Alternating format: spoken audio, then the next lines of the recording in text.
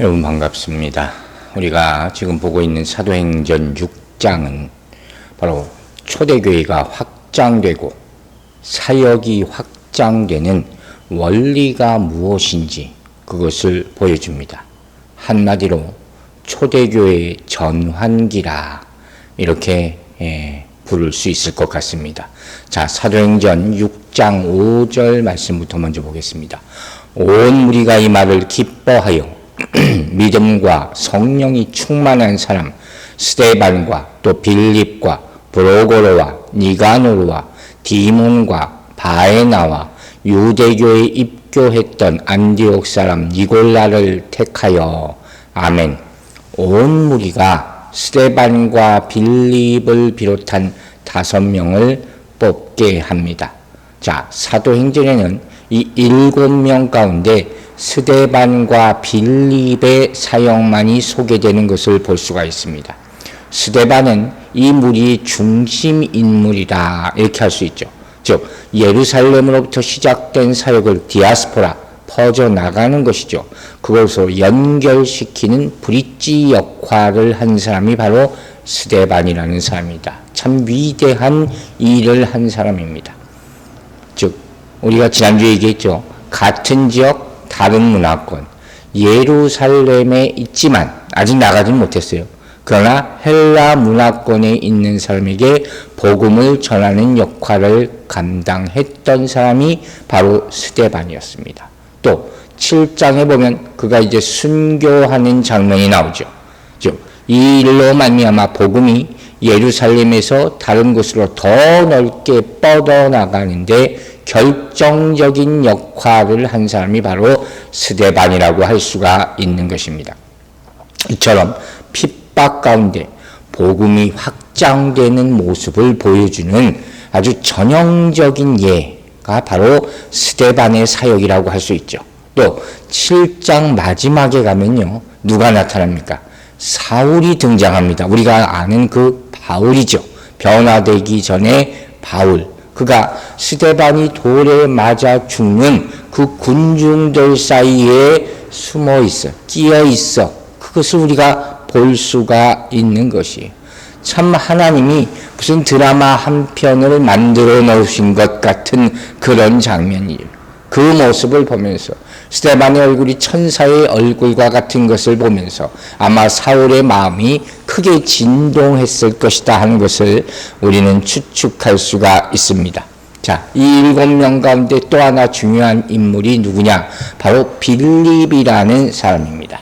빌립은 사마리아로 가서 선교를 하죠.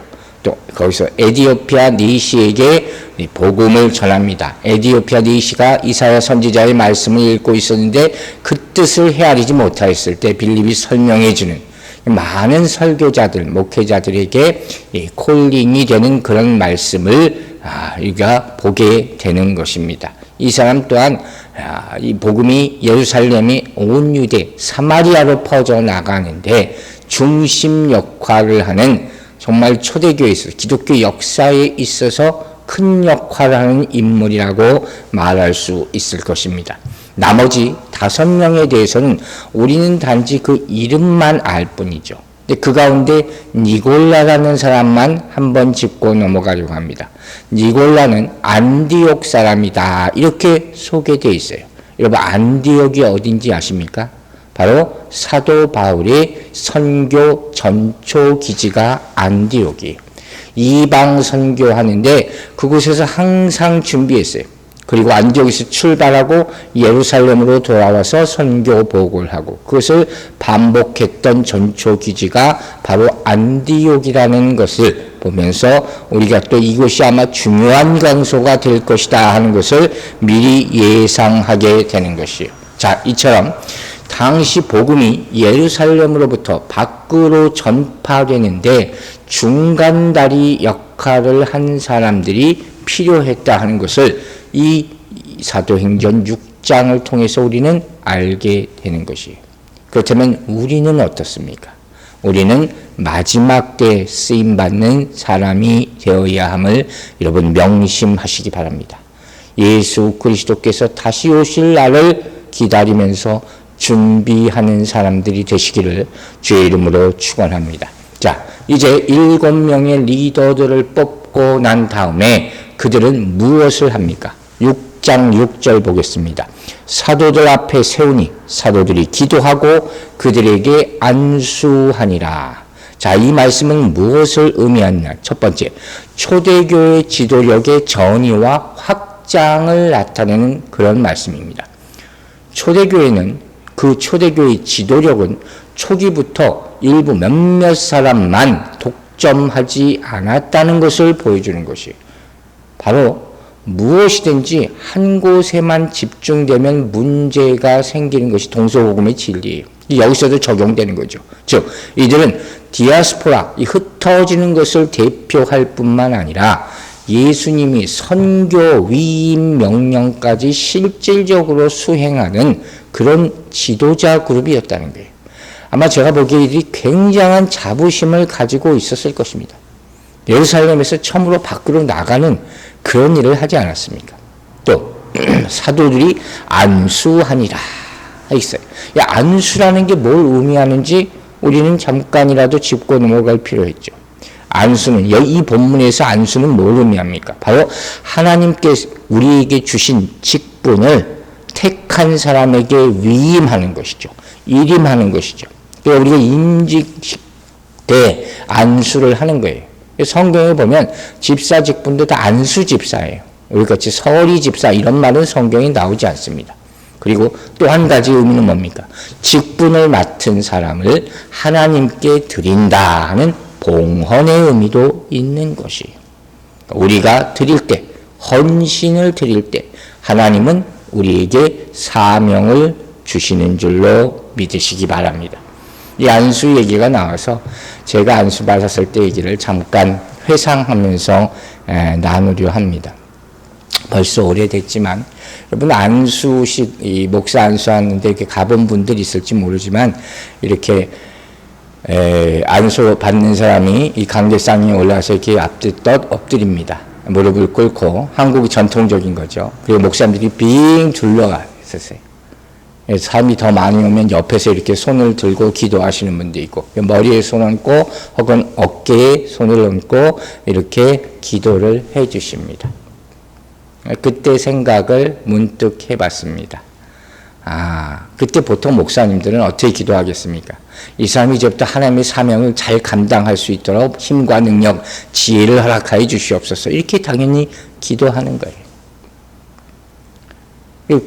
저도 그 순간에 많은 눈물을 흘렸던 기억이 납니다. 눈물을 안 흘릴 수가 없는 그런 상황이었죠. 근데 사실 그때 저의 어머니하고 작은 이모가 한국에서 오셨었어요. 그래서 저 끝에 앉아 있었어요. 그때 안수받을 그 교회에서 저 끝에 앉아 있어서 많이 우는 모습을, 제가 우시는 모습을 잊을 수가 없습니다. 아들이 목사가 되는 그런 모습이에요. 사실 저희 집안에는 아무도 없어요, 목사가. 그 목사가 그렇게 많은데. 아마 당신의 아들이 목사가 되리라고는 상상도 못 하셨을 거예요. 그 심정이 어떻겠습니까? 그 자리에 무릎 꿇고 엎드려 있는 이 사람은 정말 하나님께 내 인생, 내 인격을 바칩니다. 라는 그런 마음으로 하나님의 도우심을 구할 수밖에 없는 그런 자리인 겁니다. 자, 이와 같이 안수했다 하는 것은 기도하면서 거룩한 일을 맡기는 그런 모습이라는 것을 여러분들 기억하시기 바랍니다. 자, 이제 돌아와서 수가 채워지고 사명이 주어졌습니다. 그 결과가 6장 7절에 나타납니다. 하나님의 말씀이 점점 왕성하여 예루살렘에 있는 제자의 수가 더 심히 많아지고 허다한 제사장의 무리도 이 도에 복종하니라. 여러분, 참 놀라운 일이 이 사도행전 6장에서 벌어집니다. 첫 번째, 하나님의 말씀이 점점 왕성하여. 이 말은 영어로 하면 The word of God kept on spreading 하는 거예요. 하나님의 말씀이 점점 퍼져나갔다. 점점 더 전파되었다. 어떻게? 이 상황, 이 핍박받는 상황 가운데서 하나님의 말씀은 점점 전파되어야 돼요. 그 이유는 하나밖에 없어요. 바로 하나님의 말씀에 생명력이 있기 때문이다 하는 것입니다. 아멘 되십니까? 여러분, 하나님의 말씀은 살아있습니다. 그러면 그 살아있는 말씀은 어디든지 가도 전파됨을 믿으시기 바랍니다. 여기서 질문을 한 가지 하려고 합니다. 자, 하나님의 말씀은 지금도 왕성합니까? 여러분 어떻게 생각하십니까? 지금도 하나님의 말씀은 이렇게 계속 전파되고 있습니까? 오늘 이 말씀은 이 시대에도 가능합니까? 물론 이 시대에 우리는 정말로 말씀을 잘 분별하여 받아들여야 될 것으로 저는 생각을 합니다. 정말 어려움도 많습니다. 막히는 것도 많습니다. 그러나 한 가지 우리가 확실히 할 수 있는 것이 있습니다. 그것은 무엇이냐? 세상은 점점 죽어간다 할지라도 말씀은 살아있다는 것을 믿으시기 바랍니다. 왜? 그 말씀을 듣고 살아나는 사람들이 지금도 있기 때문인 줄로 믿습니다. 저는 그 모습을 지금도 계속 보고 있습니다. 두 번째, 오늘 본문이 이렇게 얘기합니다. 예루살렘에 있는 제자의 수가 심히 많아졌다. 이것도 놀랍습니다. 다른 곳도 아닌 예루살렘에 제자의 수가 유대인들의 본거지잖아요. 사도들은 계속 핍박당하고 감옥에 갇히거나 쫓겨나가고 복음 전하지 못하게 제한받는 가운데서도 제자의 수는 계속 늘어납니다. 이 이유를 어떻게 설명할 수가 있을까요? 여러분, 이게 가능하다고 생각하십니까? 어떻게 이런 일이 일어날 수가 있을까요? 한 가지 이유가 있습니다. 바로 성령의 역사라면. 맞습니까? 일이 성령의 역사라면 사도행전 1장 8절에서 말한 대로 성령이 임하시면 권능을 받고 예루살렘과 온 유대와 사마리아 땅 끝까지로 증인이 되리라 한 그 약속이 예수 그리스도의 선교위 명령이 완벽하게 성취되고 있음을 보여주는 것으로 증명할 수 있는 것입니다.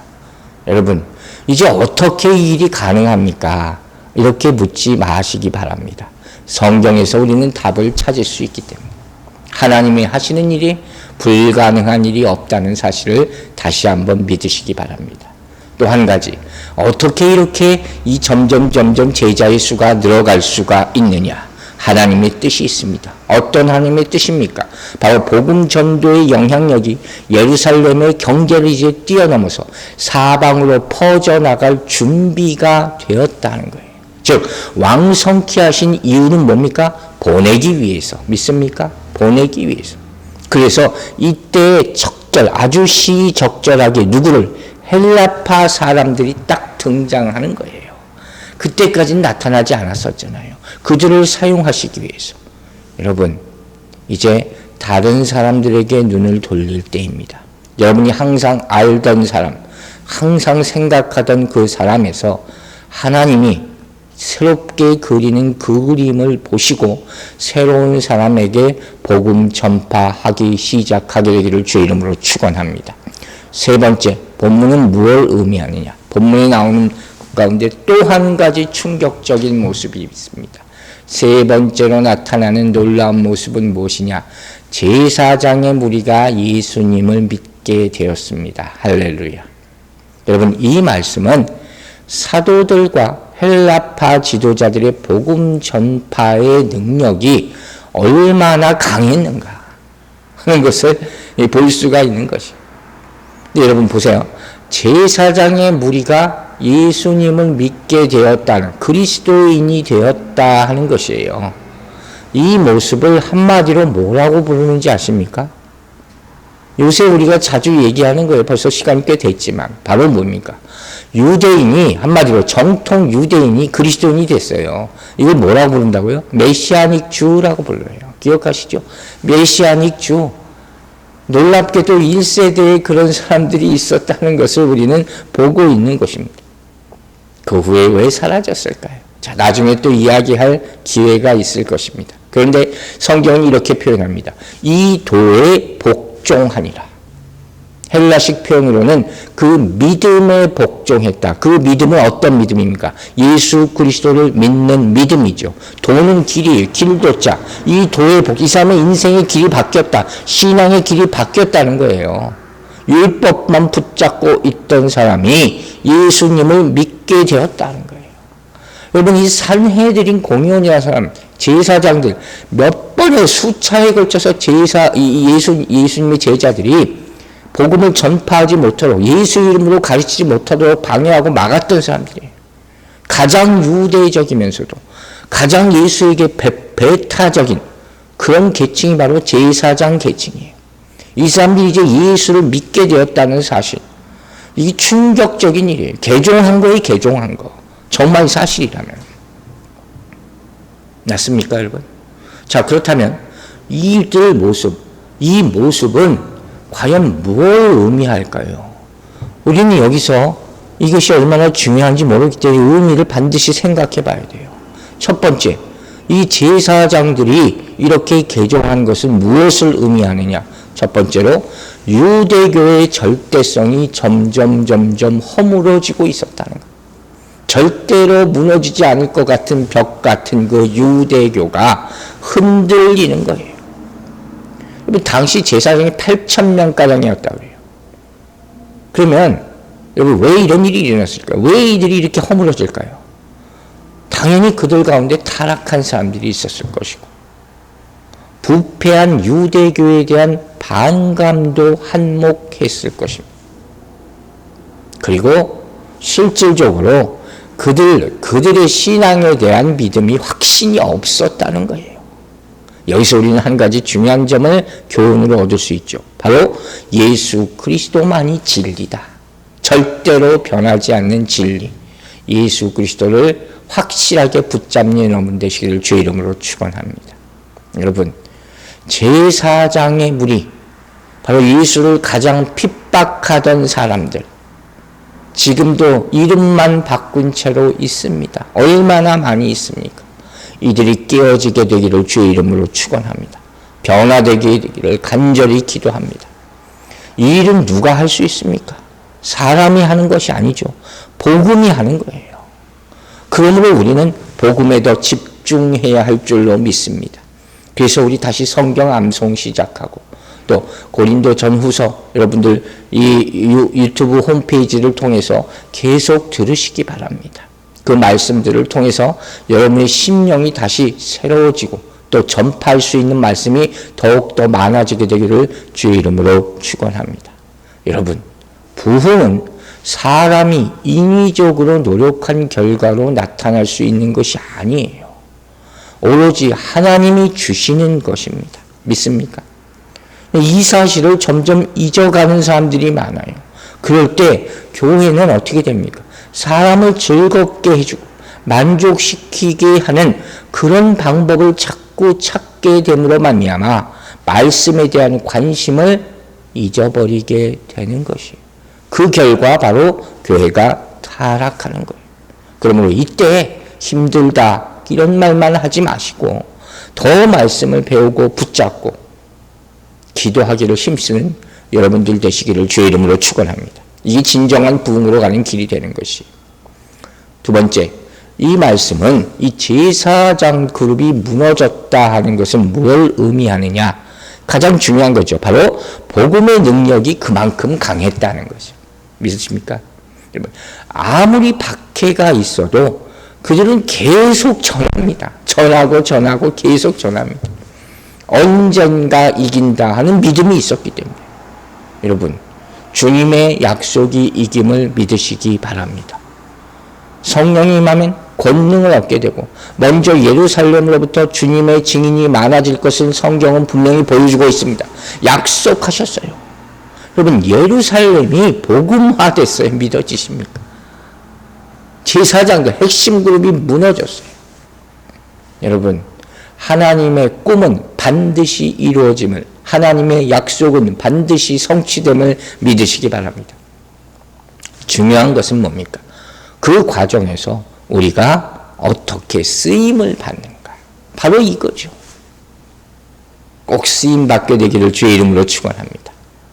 세 번째, 이 제사장들이 변했다는 것은 뭘 의미하느냐? 글자 그대로 표현하자면 이 사람들이 거듭났다 하는 거예요. 제가 소망을 갖고 이렇게까지 생각했어요. 이 사람들이 정말 거듭났나? 그것까지는 아직 몰라요. 왜 자꾸 제가 이 사람들이 이렇게 변하는 것에서 의심을 가질 수밖에 없냐면 어떤 기록들을 보면 이 사람들이 당시에 이 그리스도인의 도를 믿었다 하지만 그러면서도 제사장 일을 계속 같이 했다는 문헌들이 있거든요. 그러면서도 소망하는 거죠. 여러분, 이제 이 사람들은 만약에 교회만 다닌다면 성전에서 일할 필요가 없죠. 그 의례와 의식 이런 거 다 필요 없게 되는 거예요. 율법을 필요 없어요. 왜? 성령 받았으니까. 새 시대에 필요한 새로운 피조물로 살아야 한다는 그런 뜻이에요. 정말 그렇게 살았을까요? 정말 그렇게 살았을까요? 이것만 보고는 완전히 믿을 수가 없어요. 그런데 한 가지 제가 놀란 말씀이 있습니다. 바로 7장 1절 보면 이런 말씀이 나와요. 사도행전 7장 1절. 여러분 성경 보세요. 대제사장들이 스데반에게 물어봅니다. 이것이 사실이냐? 이렇게 물어보는 거예요. 저는 이 구절을 보는 순간 웃었어요. 아하 했어요. 왜? 이 모습. 여러분 대제사장들이 스데반에게 왜 물어봅니까? 그 차이가 얼마나 이거 지위가 물어보고 대답하고 할 그런 것도 아니잖아요. 그런데 대제사장이 스데반에게 이것이 맞냐 물어봤다는 것은 뭘 의미합니까? 이미 권세는 스데반에게 넘어간 거예요. 믿습니까, 여러분? 그리고 나서 이 모습을 보고 나서 제 눈에 다시 확 들어온 단어가 하나 있었어요. 그게 뭐냐? 바로 7절 말미에 나타나는 복종하니라 하는 그 말이에요. 여러분, 제사장들은 사도들이 전한 말씀에 복종했습니다. 할렐루야. 여러분 잘 들으세요. 제사장들이 그리스도인으로 변했다 하는 증거는 어디서 찾습니까? 그들이 순종했느냐의 여부에 달려 있습니다. 맞습니까, 여러분? 여러분이 정말 그리스도인이 되었나 하는 것을 확인할 수 있는 방법은 예수 그리스도의 말씀에 순종하느냐에 달려 있다 하는 것입니다. 성경을 보면 믿는다 하는 단어가 많이 나오죠. 그런데 그 믿는다는 단어와 함께 나타나는 단어가 뭐냐면 순종한다라는 거예요. 이퀄이에요. 믿음 이퀄 순종이라는 거예요. 믿으십니까, 여러분? 영어를 보면 이 믿음에 대해서 여러 가지 단어가 사용된 것을 볼 수가 있어요. 보통 우리가 believe 합니다. I believe, 나는 믿습니다 하는 말이 있죠. 또 무슨 말이 있습니까? faith라는 말이 있어요. 믿음이라는 거죠. faithful이라는 말을 씁니다. God is faithful 하는 말을 씁니다. 하나님은 믿을만 하십니다. 오늘 우리 암성 구조에 있는 주는 믿부사, 믿을만 하다 그런 뜻이죠. 또 trust라는 단어도 있습니다. 믿음 안에 거한다 하는 것이 참 중요한 그런 의미죠. 여러분, 믿음과 순종은 함께 가는 것임을 잊지 마시기 바랍니다. 그리고 성령님은 우리를 순종케 하는 영, 우리를 믿게 만드는 영임을 믿으시기 바랍니다. 로마서 1장 5절에 이렇게 표현합니다. 그로 말미암아 우리가 은혜와 사도의 직분을 받아 그의 이름을 위하여 모든 이방인 중에서 믿어 순종케 하나니. 아멘입니까? 저는 정말 아멘했어요. 로마서 6장 17, 18절 하나님께 감사하리라. 너희가 본래 죄의 종이더니 너희에게 전하여 준 바 교훈의 본을 마음으로 순종하여. 여러분, 순종이 사람을 그리스도인으로 만드는 힘이 됨을 잊지 마시기 바랍니다. 하나님은 우리에게 복음을 주시는 이유가 뭔지 아세요? 순종의 사람으로 부르시고 순종의 사람으로 사용하기 위해서인 줄로 믿습니다. 즉 우리는 복음을 듣는 것만으로는 부족하다는 거예요.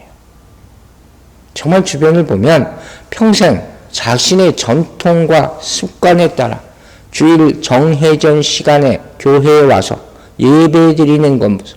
신앙생활을 하려는 사람들이 너무 많습니다. 바리새인들이. 여러분, 이 모습에 거듭남이 있을 수는 없어요. 변화될 수도 없습니다. 스스로 그것을 막고 있다는 것을 깨달아야 하는 거예요. 왜? 복음은 단순히 좋은 말씀이 아니라 그랬어요. 토론거리도 아니에요. 지식도 아니에요. 영향을 끼치고 변화를 시키는 능력인 줄 믿습니다. 그래서 로마서 1장 16절에 뭐라 그럽니까 바울이? 내가 복음을 부끄러워하지 아니하노니 이 복음은 모든 사람에게 구원 주시는 하나님의 능력이 됩니다. 아멘입니까? 여러분, 우리에게 순종이 왜 필요하겠습니까? 한번 생각해 보세요. 왜 바리새인들은 불순종했다고, 유대인들은 왜 하나님께 불순종했다고 성경이 말할까요? 그들 스스로는 그렇게 생각 안 합니다. 절대 그렇게 생각 안 합니다. 왜? 자기들은 율법을 잘 지켰거든요. 살인도 안 하고 간음도 안 하고 도적질도 안 하고 잘 지켰어요. 내가 뭘 불순종했느냐? 절대로 나는 죄인이라 할 수 없다. 이렇게 얘기하는 거예요. 그러나 우리가 한 가지 분명히 알아야 될 사실이 있습니다. 죄는 단순히 우리 실패나 우리의 질병이나 우리의 흠이나 우리의 결점이나 이런 것을 얘기하는 것이 아니에요. 성경이 말한 죄의 핵심은 무엇입니까? 하나님을 향한 마음이 잘못됐다 하는 것이에요. 아시겠습니까? 로마서 8장 7절에서 바울 사도가 이렇게 얘기하잖아요. 육신의 생각은 하나님과 원수가 된다. 이것으로 끝이에요. 육신의 생각. 이게 하나님의 법에 굴복하지, 순종하지 않도록 만들어 버리는 거예요. 아십니까? 그러나 여러분이 순종할 때 말씀과 성령이 이걸 깨버리는 거예요. 도움이 있게 되기를 주의 이름으로 축원합니다. 즉, 순종에는 여러분의 의지가 필요합니다. 아시겠어요? 하나님의 은혜를 줘도 그것으로 다 그렇게 은혜의 사람으로 살아갈 수가 없다 하는 그런 말씀이에요. 아주 실질적인 얘기를 한 가지 하겠습니다. 자, 아주 중요한 순종에 관한 얘기를 오늘 잠깐 하려고 해요. 순종에 관한 몇 가지 단계를 여러분과 나누려고 합니다. 그 첫 번째 단계는 무엇이냐? 여러분 잊지 마세요. 순종의 첫 번째 단계, 더 이상 저항하지 않는 것이에요. 믿으시면 아멘 하시기 바랍니다. 더 이상 저항하지 마십시오. 사도행전 7장 51절 말씀입니다. 목이 곧고 마음과 귀에 할례를 받지 못한 사람들아, 너희도 너희 조상과 같이 항상 성령을 거스르는가. 목이 거든 것, 특징이 나귀죠, 나귀. 이거예요. 저항하는 것, 끌고 가는데 안 가려 막 하는 것. 이게 불순종이에요. 고린도전서 2장 14절에 또 얘기합니다. 육에 속한 사람은 하나님의 성령의 일들을 받지 아니하나니 거부하는 거예요. 왜? 그것이 어리석게 보이기 때문이라고 분명히 얘기했어요. 그래서 영적으로 분별되는 것이에요. 여러분, 중요한 질문을 지금 한 가지 하겠습니다. 여러분은 복음과 말씀의 능력을 체험했습니까? 정말로 체험했습니까? 그러면 그 안에 계속 거하게 되기를 바랍니다. 자꾸 밖으로 나가려 하지 마시기 바랍니다. 그 위대한 복음의 능력을, 그 크신 은혜를 체험했음에도 불구하고 왜 자꾸 편하게만 신앙생활을 하려고 합니까? 필요할 때만 가서 얻으려 합니까?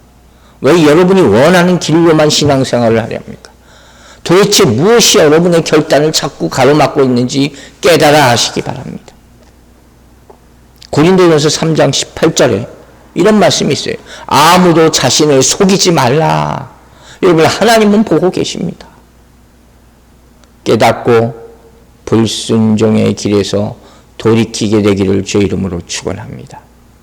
첫 번째 단계, 더 이상 저항하지 말라 했습니다. 이제 두 번째 단계로 넘어갑니다. 적극적 단계라고 하는 거예요. 그것은 뭐냐?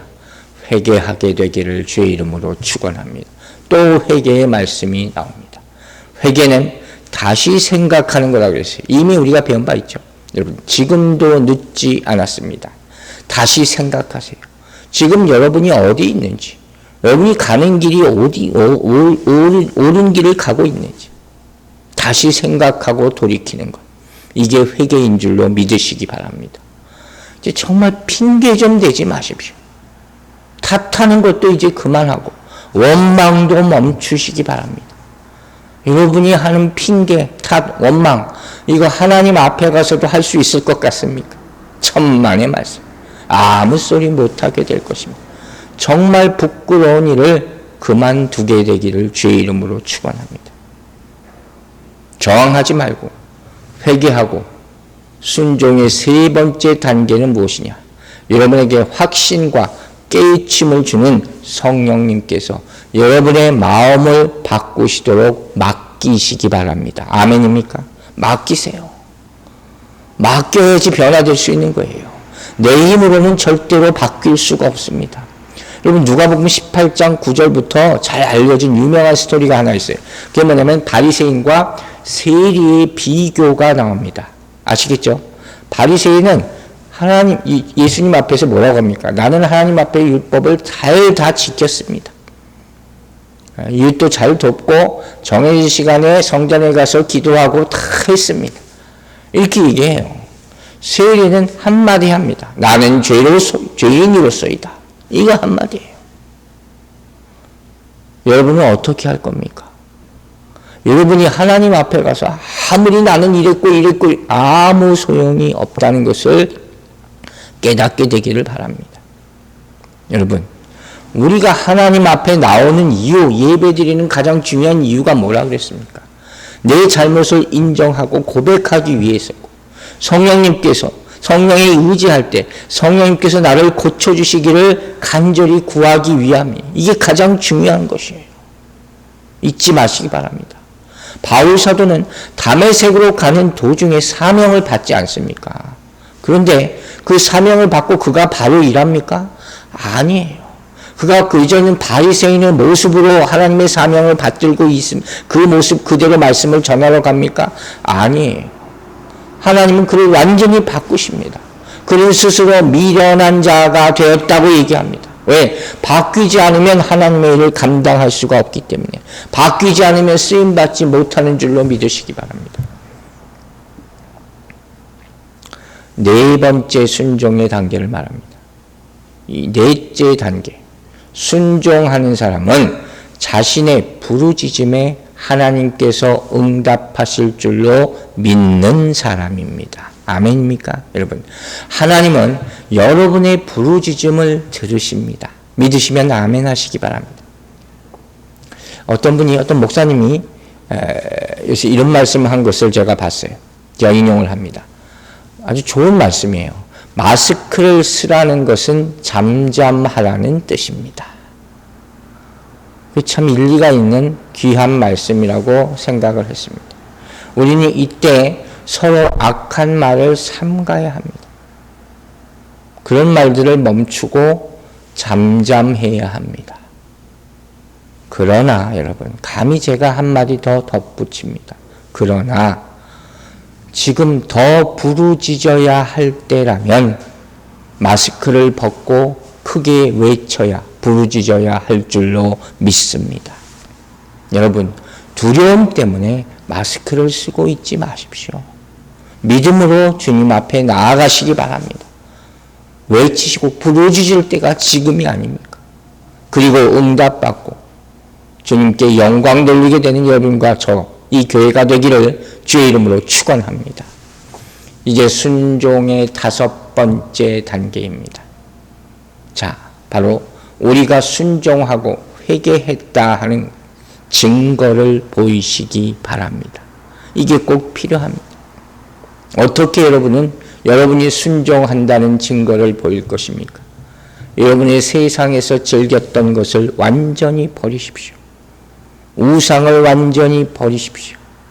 오로지 하나님만 의지하고 이제부터는 무엇을 합니까? 복음을 선포하게 되기를 주의 이름으로 축원합니다. 입으로 시인하십시오. 로마서 10장 9절에서 말합니다. 내가 만일 내 입으로 예수를 주로 시인하며 또 하나님께서 그를 죽은 자 가운데서 살리신 것을 내 마음에 믿으면 구원을 받으리라. 선포하시기 바랍니다. 여러분, 저는 정말로 느낍니다. 지금 이 시대는 검과 같이, 날쌘 검과 같은 그런 날카로운 말씀이 필요한 때라고 저는 믿습니다. 그 말씀을 선포하시기를 주의 이름으로 축원합니다. 마지막 단계입니다. 순종의 마지막 단계. 함께 순종하게 되기를 바랍니다. 사도행전 2장 46절, 47절을 보면 그 수가 더하여졌다. 오늘 본문 7절에도 제자의 수가 많아졌다. 이렇게 얘기합니다. 여러분, 이 믿음을 가지고 이 신앙을 가진 하나님께 온전히 순종하는 사람들이 이 교회에 더해지기를 주의 이름으로 축원합니다. 자, 이제 사도행전 6장 8절 말씀 보겠습니다. 스데반이 은혜와 권능이 충만하여 큰 기사와 표적을 민간에 행하니. 여러분, 이제 스데반에 대한 말씀이 중점적으로 나오기 시작합니다. 여기서부터 이 6장과 7장 전체에 걸쳐서 스데반에 대한 이야기예요. 이처럼 스데반은 초대교회에서, 아니 뭡니까? 교회 역사에서 어마어마한 일을 감당하는 그런 인물이라는 거예요. 자, 먼저 봅시다. 이 스데반은 어떤 인물이었습니까? 은혜와 권능이 충만하여 그의 영적 상태를 잘 대변해주는 그런 말씀이죠. 여기서 저희 첫 번째 질문이 시작됩니다. 바로 은혜와 권능, 이게 어떻게 함께 있을 수 있느냐? 여러분 안에 은혜와 권능이 함께 있습니까? 은혜는 하나님이 인자하신 자비하신 성품이죠. 권능은 성령의 강한 능력을 말하는 것입니다. 사랑스럽고 부드러운가 하면 동시에 다른 한편으로 강하고 담대함, 우리가 보통 외유내강 이렇게 부르기도 하지만 어쨌든 그런 두 가지 성품이 한 사람 스데반 안에 같이 있었다는 게 얼마나 놀라운 일입니까? 이게 가능할까요? 그런 분 있으십니까? 먼저 왜 이게 스데반에게 필요했나? 하나님께서 왜 이런 성품을 스데반에게 주셨냐 하는 것을 보면 답이 알 수가 있습니다. 여러분, 하나님의 은혜는 이웃 섬김에 절대적인 필요한 그런 성품입니다. 맞습니까? 또 하나님의 권능은 복음을 전파하는 데 반드시 필요한 힘인 줄로 믿습니다. 이 두 가지가 다 필요한 거예요. 마치 제가 항상 인용하는 대로 사도 바울이 항상 자기 소개를 할 때 서신서 첫머리에 뭐라고 표현합니까? 예수 그리스도의 종 바울은 사도로 부르심을 받아. 종과 사도는 완전히 상반되는 이미지잖아요. 종은 가장 낮은 사람의 상징이고 사도는 가장 높은 권위의 상징이란 말이에요. 근데 그 두 가지를 한 사람의 타이틀을 썼어요. 그게 말이 안 되는 것 같지만 그게 뭡니까? 우리가 섬길 때는 종처럼 섬기고 복음 전파할 때는 사도의 권위를 가지고 선포한다. 바로 이거 똑같은 거지. 바로 스데반 내에 나타나고 있는 것이. 우리에게도 그런 모습이 있게 되기를 주의 이름으로 축원합니다. 여러분, 먼저 우리는 은혜를 구해야 됩니다. 왜?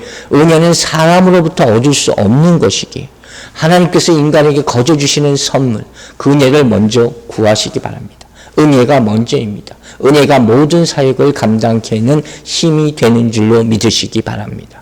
그 다음에 뭐라고 되어 있습니까? 큰 기사와 표적을 민간에게 행했다.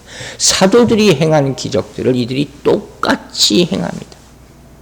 지난주에도 얘기했죠. 하나님은 그 직책을 초월해서 역사하십니다. 하나님께 필요한 것은 우리의 타이틀이 아니에요. 우리의 능력이 아니에요. 우리의 헌신, 우리의 시간, 우리의 희생이 필요하다는 사실을 잊지 마시기 바랍니다. 우리가 하나님이 필요한 것에, 하나님이 필요할 때에 있는 것이 중요한 거예요. 우리가 필요한 것이 아니라, 우리가 필요할 때 하나님이 있어야 되는 것이 아니라, 여러분, 우리에게 아무 능력이 나타나지 않는 그 이유는 뭔지 아십니까? 그걸 거꾸로 생각하기 때문이에요. 말로만 헌신한다고 하기 때문이에요. 우리가 준비돼서 하나님의 영광을 드리는 것이 아니라 하나님이 내가 쓰겠다 하실 때 그때 내가 여기 있습니다. 드리시기 바랍니다. 자, 이 본문을 보면서 갑자기 떠오르는 게 있었어요. 바로 15절에 있는, 우리 이제 다음 주에 볼 거예요.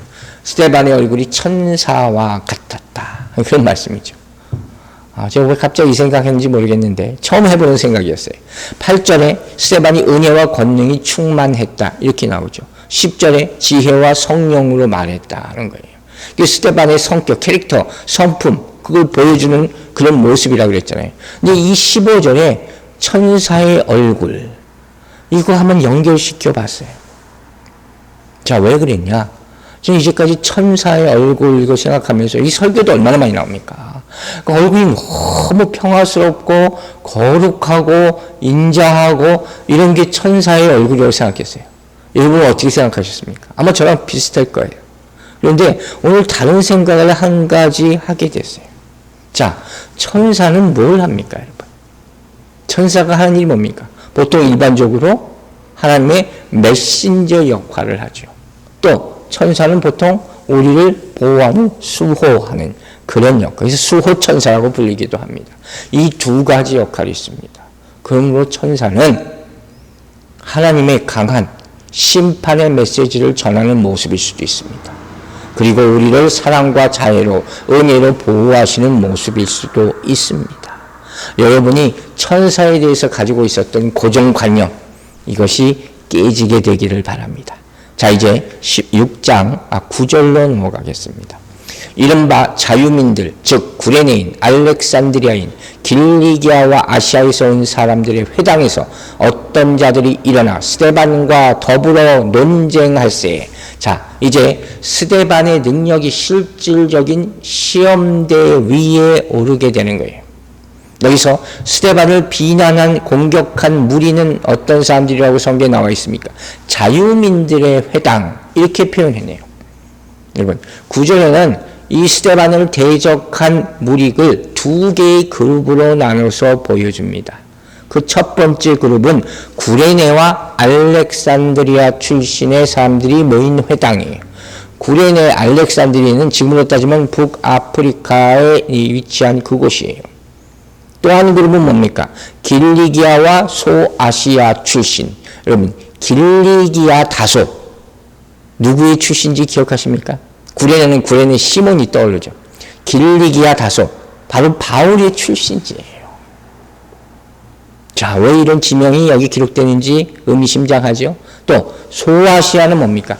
지구로 말하면 터키예요. 여러분, 계시록에 나오는 7교회죠. 7교회 기억하시죠? 그 가운데 제일 중심이 뭡니까? 에베소 교회로, 에베소, 서무나, 버가모, 두아리라, 사데, 빌라델비아, 라오디게아, 이게 시계 방향으로 쫙 이렇게 퍼져 있다는 거예요. 이렇게 바로 소아시아예요. 거기 출신 사람들이 누구를? 지금 스데반을 공격하고 있는 것이에요. 또 여기 자유민이라 이렇게 표현되어 있어요. 자유민이라는 것은 뭘 말하냐면 당시 로마에 끌려가서 노예 생활을 하던 사람들 말하는 거예요. 그 사람이 풀려갔어요. 그리고 다시 예루살렘으로 돌아온 거예요. 그래서 예수를 믿게 된 거죠. 이 사람들이 굉장한 소외 그룹이에요. 해방 노예들이란 말이에요. 자, 이 본문을 보면서 우리가 몇 가지 반드시 알아야 할, 주목해야 될 것이 있습니다. 첫 번째는 뭐냐? 당시 여러분, 스데반은 헬라파 그리스도인이에요. 맞죠? 이 헬라파 그리스도인이었던 스데반이 누구에게? 헬라파 유대인들에게 복음을 전하고 있는 모습이에요. 이것을 여러분 캐치하시기 바랍니다. 가장 기본적인 전도의 원리 중 하나라고 할 수 있는 거예요. 즉 뭡니까? 여러분과 같은 처지에 있는 사람들을 절대로 그냥 두지 마시기 바랍니다. 내 것을 감추고 복음만 전할 수 있지 않습니다, 여러분. 명심하세요. 아픔을 나눌 때 치유가 됨을 믿으시기 바랍니다. 두 번째, 헬라파 그리스도인 스데반이 헬라파 사람들에게 복음을 전하는데, 그죠? 그들이 스데반을 돕지 않습니다. 스데반에게 가장 가까울 거라고, 도움 줄 거라고 생각하는 사람들이 오히려 스데반을 힘들게 만듭니다. 여러분, 안타까운 얘기예요. 그러나 여러분은 정말 가깝다고 도움을 줄 거라고 생각하는 사람을 다 믿지 마시기 바랍니다. 오히려 그들이 여러분의 사역을 가장 방해할 수도 있습니다. 여기서 이들이 스데반이 전하는 복음을 방해하기 위해서 논쟁을 벌였다 했잖아요. 이것을 통해서 우리는 이 스데반이 전하는 복음이 엄청 강했다는 것을 알 수가 있어요. 반대, 저항이 엄청났다는 거예요. 사도도 아닌데 참 대단하지 않습니까? 이제 또 한 번 놀라게 되는 것이죠. 그러나 여기서 중요한 사실을 한 가지 우리가 발견하게 되죠. 만약 그들이 설득된다면, 헬라파 유대인들이 복음을 받아들인다면 어떻게 됩니까? 복음 전파의 속도가 그만큼 빨라질 수 있다는 거예요. 할렐루야. 우리는 이걸 보는 거예요. 이 어려움을 이와 같이 강한 믿음과 하나님의 말씀 선포로 극복해 나가게 되기를 주의 이름으로 축원합니다. 세 번째, 여기서 스데반의 말씀을 보면 설교했다 그러지 않아요. 설교는 7장부터 나와요. 뭐라고 합니까? 논쟁했다 이렇게 표현되고 있어요. 한마디로 말하면 말싸움이에요. 헬라인들은 이거 좋아합니다. 철학적인 배경을 가지고 변론하기를 좋아하고 따지기, 설득시키기 좋아하는 거예요. 디베이트하는 거예요. 아귀하는 거예요. 여기 미국에서 자라는 젊은 애들, 우리 애도 그래요. 이 아귀하는 거, 디베이트 굉장히 좋아하더라고요. 왜 이렇게 좋은지 모르겠는데. 근데 그걸로 말미암아 여러 가지 역량을 키워지는 것 같아요. 자, 보세요. 문제는 이것으로 복음이 전파되지는 않는다는 거예요. 여러분, 이 아귀에서 스데반이 이겨도 문제예요. 왜? 진 사람들이 가만히 있지 않기 때문에. 이해가십니까, 여러분? 한 가지 권면을 드려요. 여러분, 말싸움으로 이기려 하지 마시기 바랍니다. 결과는 서로 감정만 상하게 되는 거예요. 절대로 진 사람이 이긴 사람을 존경하거나 존중하지 않습니다. 바울은 이걸 미리 알았어요. 경험했어요. 미리 알지 않았죠. 아덴에서 많은 경험을 했어요. 그래서 나중에 믿음의 아들 디모데에게 이렇게 권면을 합니다. 디모데가 나중에 에베소 후임자로 가잖아요. 디모데전서 6장 20절 보세요. 디모데야, 망령되고 헛된 말과 거짓된 지식의 반론을 피함으로 내게 부탁한 것을 지키라. 분명히 얘기합니다. 말싸움하지 말라는 거예요. 바울이 그만큼 경험했기 때문에. 그 후에 이런 거 의미가 없다는 걸 알아요. 그래서 그는 그때부터 권면합니다. 이렇게 말하기 시작하는 거예요. 저도 이 몇 년 사이에 제 설교하는 내용이 좀 많이 변했어요. 그래서 권면합니다. 이런 말을 많이 사용합니다. 점점 많이. 그리고 또 한 가지 믿습니다. 이런 말도 옛날과 비교하면 참 많이 사용한다고 저는 생각을 하고 있습니다. 자, 이제 이 논쟁의 결과가 나오죠. 자, 사도행전 6장 10절 보겠습니다. 스데반이 지혜와 성령으로 말하면, 이거 보세요. 논쟁하지 않잖아요. 지혜와 성령으로 말함을 그들이 능히 당하지 못하여. 여러분, 스데반은 어떻게 선출됐습니까? 그 기준이 뭐 있죠? 성령과 지혜가 충만한 사람. 이렇게 돼 있잖아요. 이 기준에 따라 선출된 스데반은 뭘로? 지혜와 성령으로 말했습니다.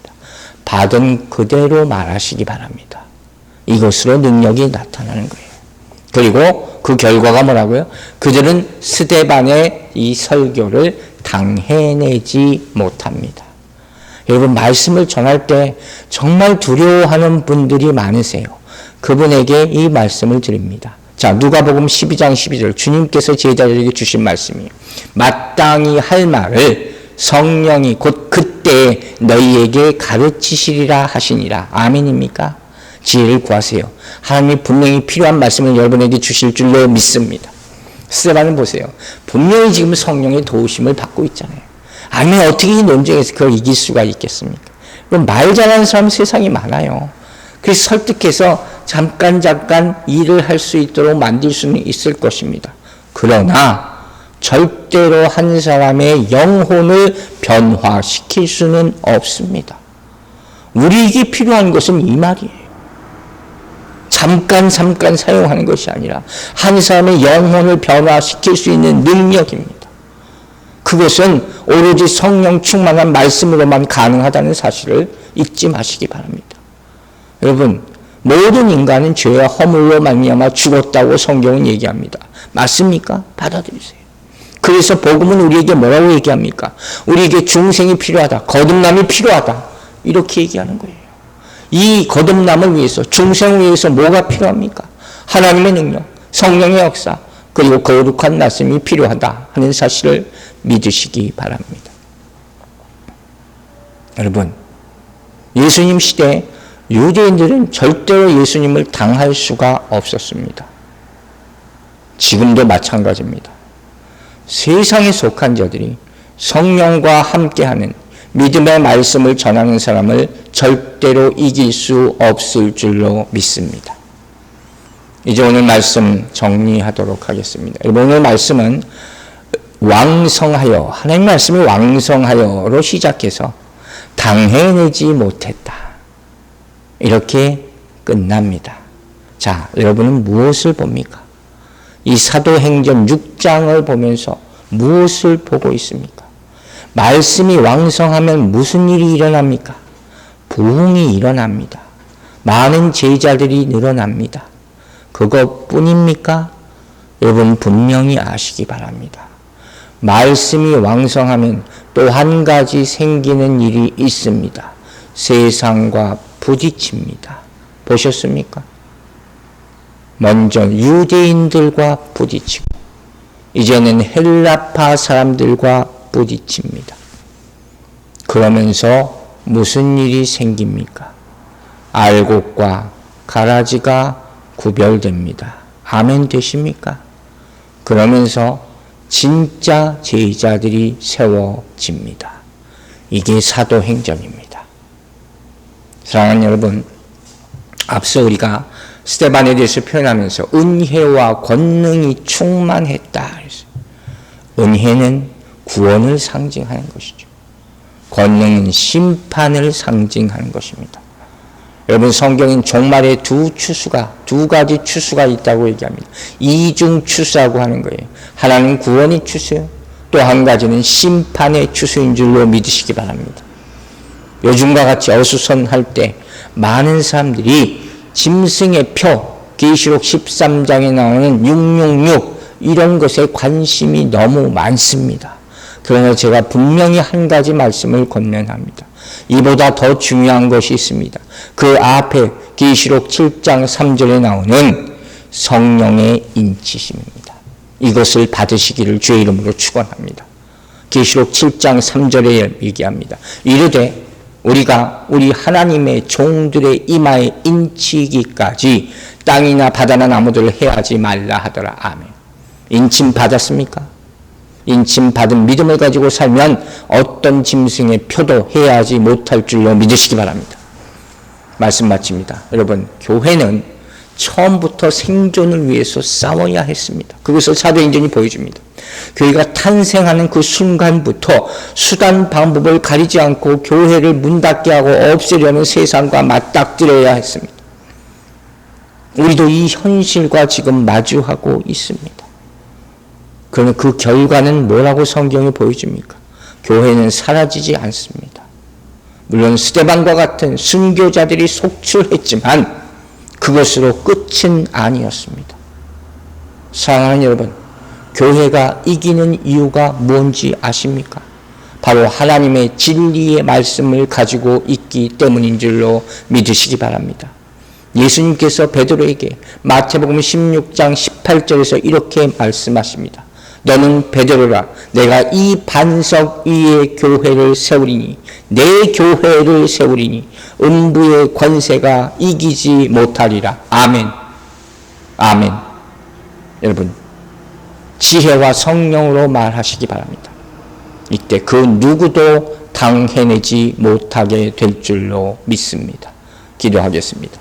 아버지 하나님 감사합니다. 우리 교회에 주시는 말씀으로 새로운 힘을 얻게 하여 주시고 지혜와 성령으로 충만한 사람들 하나님의 제자로 만들어 주셔서 이 세상을 이기고 이 교회를 세우는 일꾼들로 삼아 주시옵소서. 우리를 대적하는 모든 무리들을 예수 이름으로 쫓아내게 하여 주시고 구원의 투구와 성령의 검을 쓰고 이 영적 전쟁에서 모두가 승리할 수 있도록 축복하여 주시옵소서. 감사드리며 우리를 구원하신 우리 구주 예수 그리스도의 이름으로 기도했습니다. 아멘.